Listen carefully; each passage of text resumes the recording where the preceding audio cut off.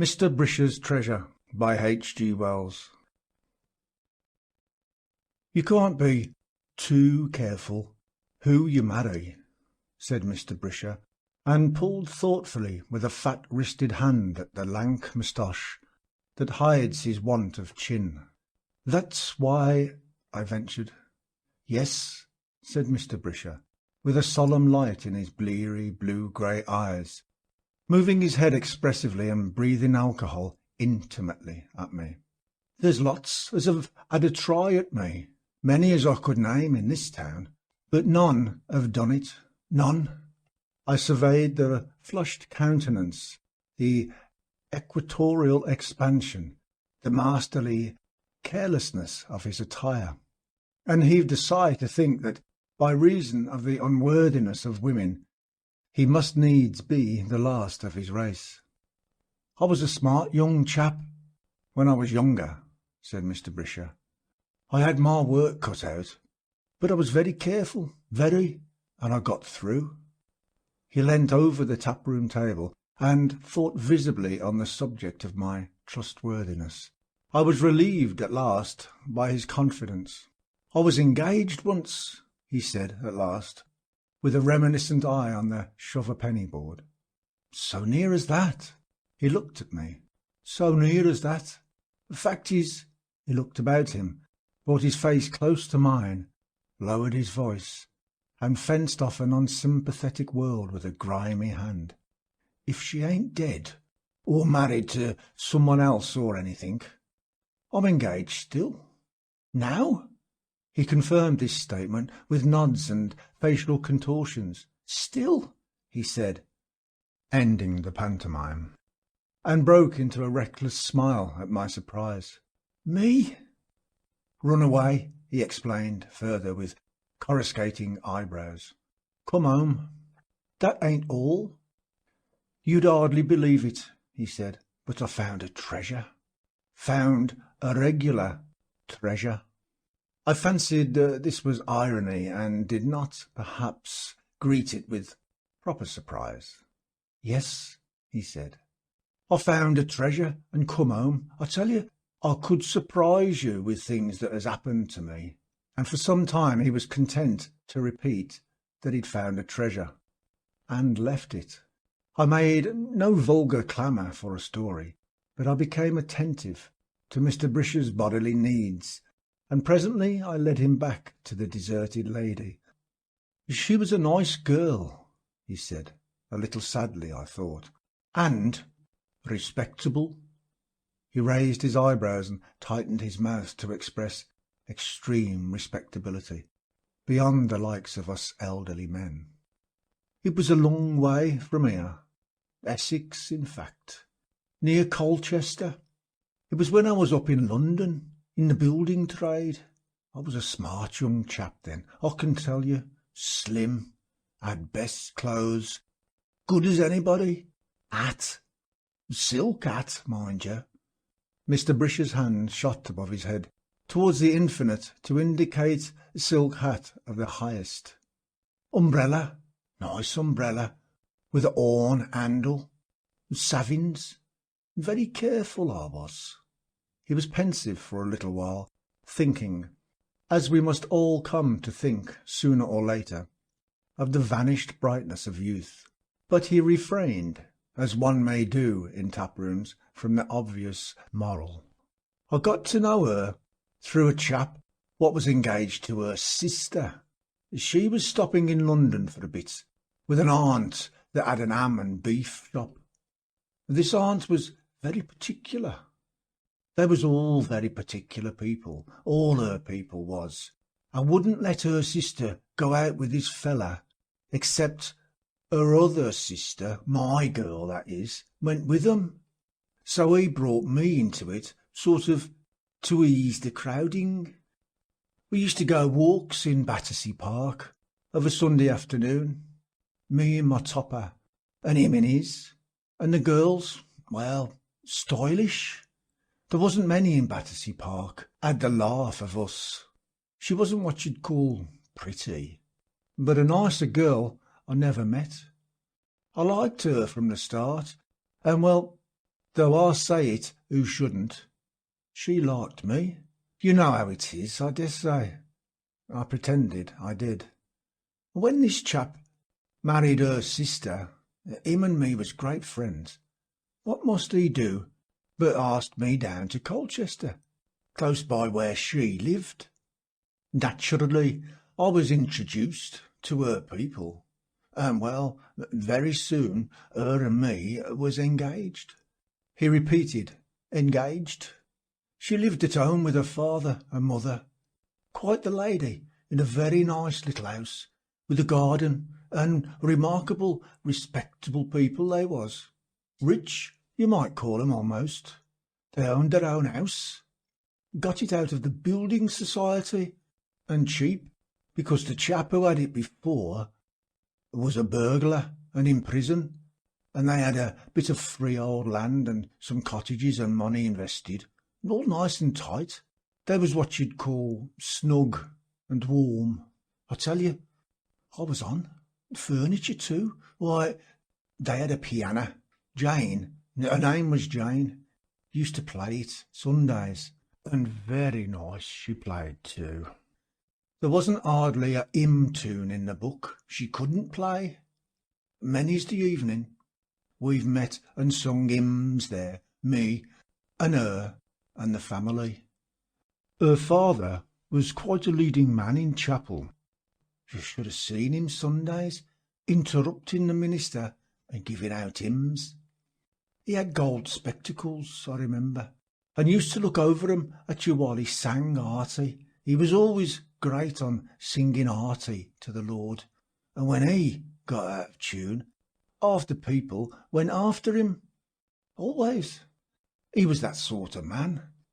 And to walk behind him in his nice black clothes, his hat was a brimmer, made one regular proud to be engaged to such a father-in-law.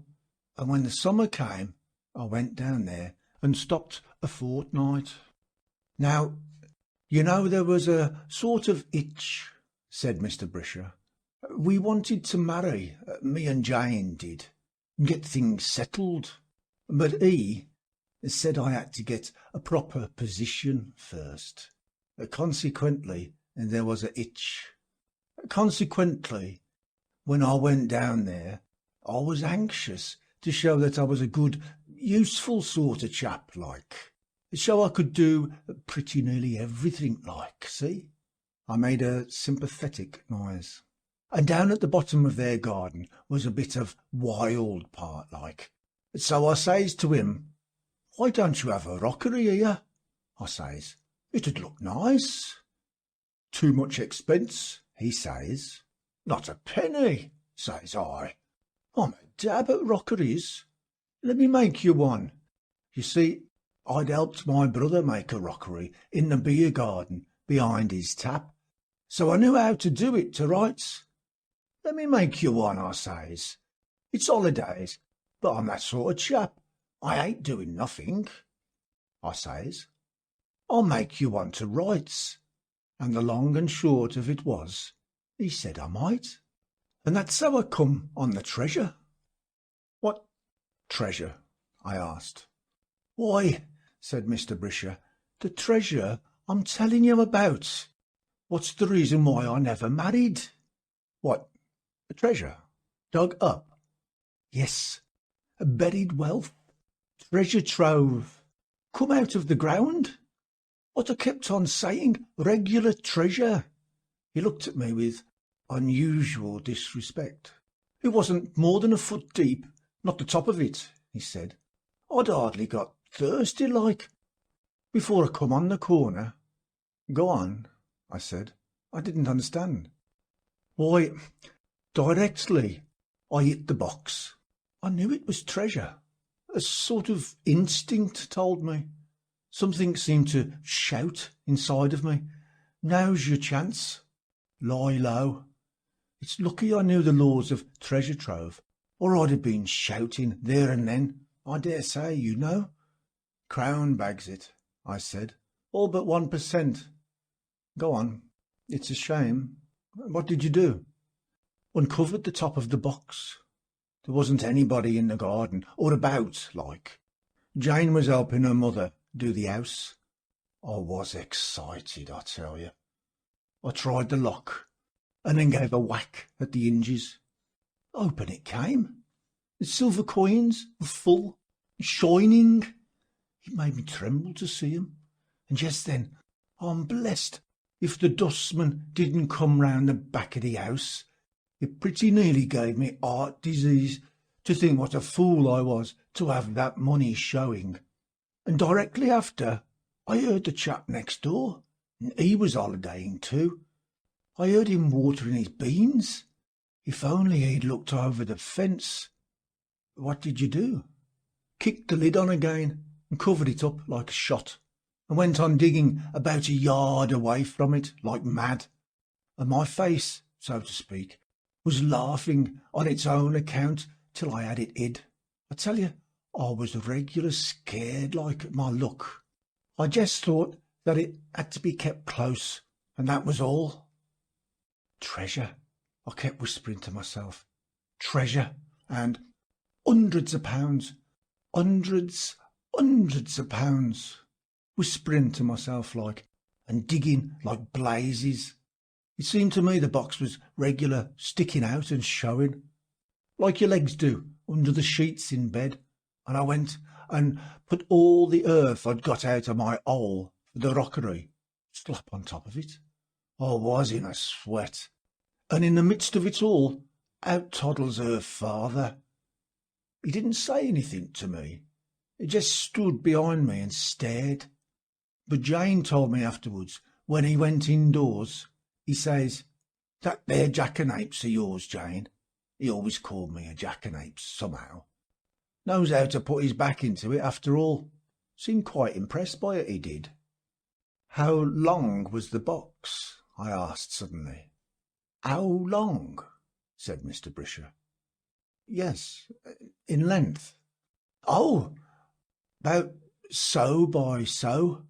Mr. Brisher indicated a moderate-sized trunk. "Full," said I. "Full up of silver coins, half-crowns, I believe." "Why," I cried, "that would mean hundreds of pounds." "Thousands," said Mr. Brisher, in a sort of sad calm. "I calculated it out. But how did they get there?"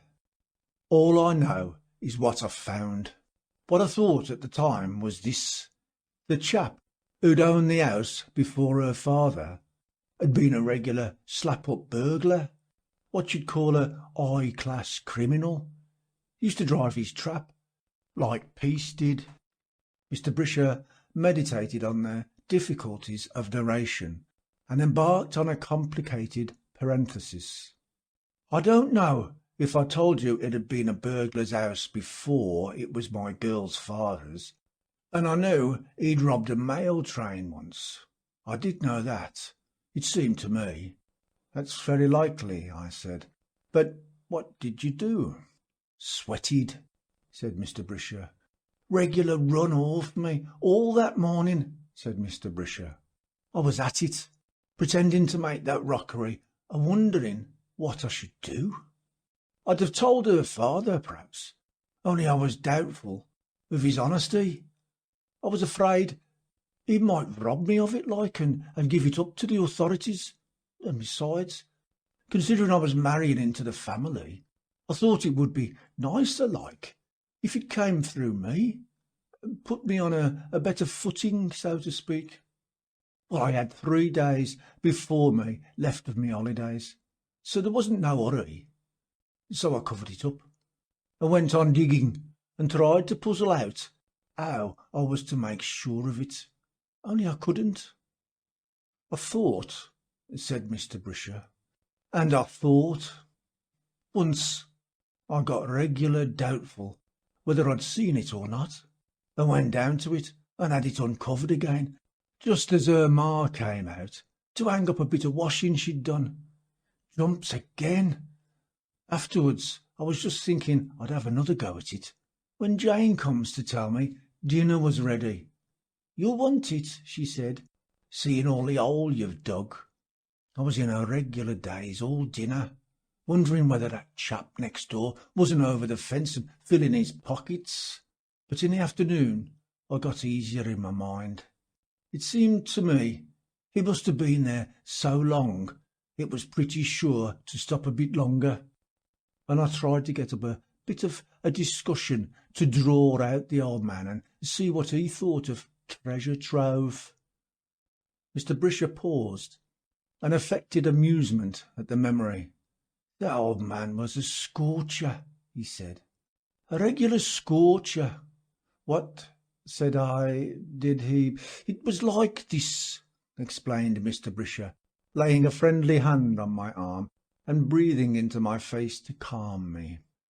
Just to draw him out, I told a story of a chap I said I knew, pretending, you know, who'd found a sovereign in an overcoat he'd borrowed. I said he stuck to it, but I said I wasn't sure whether that was right or not. And then the old man began. Lord, he did let me have it. Mr. Brisher affected an insincere amusement. He was, well, what you might call a rare hand at snacks. Said that was the sort of friend he'd naturally expect me to have. Said he'd naturally expect that from the friend of an out-of-work loafer who took up with daughters who didn't belong to him. There, I couldn't tell you half he said. He went on most outrageous. I stood up to him about it, just to draw him out. Wouldn't you stick to a half sov? Not if you found it in the street, I says. Certainly not, he says. Certainly I wouldn't. What, not if you found it as a sort of treasure? Young man, he says, there's higher authority than mine. Render unto Caesar. What is it? Yeah, well, he fetched up that. A rare hand at hitting you over the head with the Bible, was the old man. And so he went on. He got to such snacks about me, at last I couldn't stand it. I promised Jane not to answer him back, but it got a bit too thick. I'll give it to him. Mr. Brisher, by means of enigmatical facework, tried to make me think he had had the best of that argument, but I knew better. I went out in a huff at last, but not before I was pretty sure I had to lift that treasure by myself. The only thing that kept me up was thinking how I'd take it out of him when I had the cash. There was a lengthy pause. Now, you'd hardly believe it, but all them 3 days I never had a chance at the blessed treasure. Never got out not even a half-crown. There was always a something. Always. Astonishing thing it isn't thought of more, said Mr. Brisher. Finding treasures, no great shakes. It's getting it. I don't suppose I slept a wink any of those nights, thinking where I was to take it, what I was to do with it, how I was to explain it. It made me regular ill. And days I was that dull, it made Jane regular huffy. You ain't the same chap you was in London, she says, several times. I tried to lay it on her father and his snacks, but bless you, she knew better. What must she have but that I'd got another girl on my mind? Said I wasn't true. Well, we had a bit of a row, but I was that set on the treasure, I didn't seem to mind a bit anything she said. Well, at last I got a sort of plan. I was always a bit good at planning, though carrying out isn't so much in my line. I thought it all out and settled on a plan. First, I was going to take all my pockets full of these here half-crowns, see? And afterwards, as I shall tell. Well, I got to that state I couldn't think of getting at the treasure again in the daytime. So I waited until the night before I had to go. And then when everything was still, up I gets and slips down to the back door, meaning to get my pockets full. What must I do in the scullery but fall over a pail? Up gets her father with a gun. He was a light sleeper, was her father, and very suspicious, and there was me. Had to explain I'd come down to the pump for a drink because my water bottle was bad. He didn't let me off a snack or two over that bit, you lay a bob. And you mean to say, I began. Wait a bit, said Mr. Brisher. I say I'd made my plan. That put the kibosh on one bit, but it didn't hurt the general scheme, not a bit. I went, and I finished that rockery next day, as though there wasn't a snack in the world. Cemented over the stones, I did. Dabbed it green and everything. I put a dab of green just to show where the box was. They all came and looked at it and said how nice it was. Even he was a bit softer like to see it. And all he said was, "It's a pity you can't always work like that. Then you might get something definite to do," he says. Yes, I says. I couldn't help it. I put a lot in that rockery, I says, like that, see. I put a lot in that rockery, meaning, I see, said I, for Mr. Brisher is apt to over-elaborate his jokes. He didn't, said Mr. Brisher, not then anyhow. However, after all that was over, off I set for London. Off I set for London. Only I wasn't going to no London, said Mr. Brisher with sudden animation and thrusting his face into mine. No fear. What do you think? I didn't go no further than Colchester. Not a yard. I'd left the spade just where I could find it. I'd got everything planned and right. I hired a little trap in Colchester and pretended I wanted to go to Ipswich and stop the night and come back next day. And the chap I hired it from made me leave 2 sovereigns on it right away. And off I set. I didn't go to no Ipswich neither. Midnight, the horse and trap was hitched by the little road that ran by the cottage where he lived, not 60 yards off, it wasn't. And I was at it like a good 'un. It was just the night for such games, overcast, but a trifle too hot. And all round the sky there was summer lightning, and presently a thunderstorm. Down it came. First big drops in a sort of fizzle, then hail. I kept on. I whacked at it. I didn't dream the old man would hear. I didn't even trouble to go quiet with the spade. And the thunder and lightning and hail seemed to excite me like. I shouldn't wonder if I was singing. I got so hard at it, I clean forgot the thunder and the horse and trap. I precious soon got the box showing and started to lift it. Heavy, I said. I couldn't no more lift it than fly. I was sick. I'd never thought of that. I got regular wild. I tell you, I cursed. I got sort of outrageous. I didn't think of dividing it like for the minute. And even then, I couldn't have took money about loose in a trap. I hoisted one end sort of wild like, and over the whole show went with a tremendous noise. Perfect smash of silver. And then right on the heels of that, flash, lightning, like the day. And there was the back door open, and the old man coming down the garden with his blooming old gun. He wasn't not 100 yards away. I tell you, I was that upset. I didn't think what I was doing. I never stopped, not even to fill my pockets. I went over the fence like a shot. I ran like 1 o'clock for the trap, cussing and swearing as I went. I was in a state. And will you believe me, when I got to the place where I'd left the horse and trap, they'd gone off. When I saw that, I hadn't a cuss left for it. I just danced on the grass. And when I'd danced enough, I started off to London. I was done. Mr. Brisher was pensive for an interval. I was done, he repeated, very bitterly. Well, I said. That's all, said Mr. Brisher. You didn't go back? No fear.